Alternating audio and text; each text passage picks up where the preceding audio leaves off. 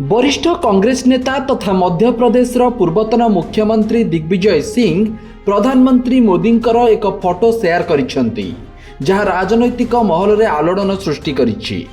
निजर स्पष्ट मंतव्य पई परिचित दिग्विजय मोदींकर एक पुराना फोटो शेयर करने सहित आरएसएस और मोदींकर प्रशंसा करिसेंती, जहाँ कांग्रेस भितर हईचई सृष्टि करिछि। दिग्विजय पोस्ट करथिबा फोटो रे वरिष्ठ बीजेपी नेता लालकृष्ण आडवाणी एक कार्यक्रम रे बसिछंती आ मोदी आडवाणी पाखरे तळे बसिथिबार देखा जाउछि। सोशल मीडिया एक्स रे फोटोटी को शेयर करी दिग्विजय लिखिछंती, मु एही फोटो को क्योरा साइट रे पाइली। यह बहुत प्रभावशाली तृणमूल स्तर आरएसएस स्वयंसेवक एवं जनसंघर जड़े कर्मी जो भली नेतांक पाद तले बसी परवर्ती समय रे राज्यर मुख्यमंत्री एवं देशर प्रधानमंत्री हेले, यह ही संगठनर शक्ति। जय सियाराम। तेबे आरएसएस और मोदींकर कट्टर विरोधी भाव जनाशुना दिग्विजय सिंह एभली पोस्ट कांग्रेस भितर हईचई सृष्टि करिछि, जहाकु नै भिन्न भिन्न चर्चा आलोचना चली।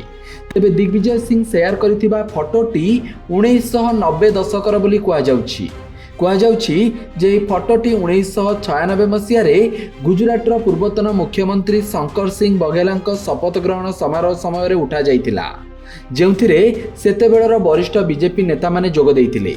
आ नरेंद्र मोदी सेतेबेळे गुजरातर जने साधारण कार्यकर्ता भाबे एही उत्सव रे उपस्थित थिले। तेबे यही पोस्टटी को नहीं विवाद बढ़िया पर स्पष्टीकरण रखिछंती दिग्विजय। से कहिछंती, मु संगठन को समर्थन करे किंतु आरएसएस एवं प्रधानमंत्री मोदींकर मु घोर विरोधी।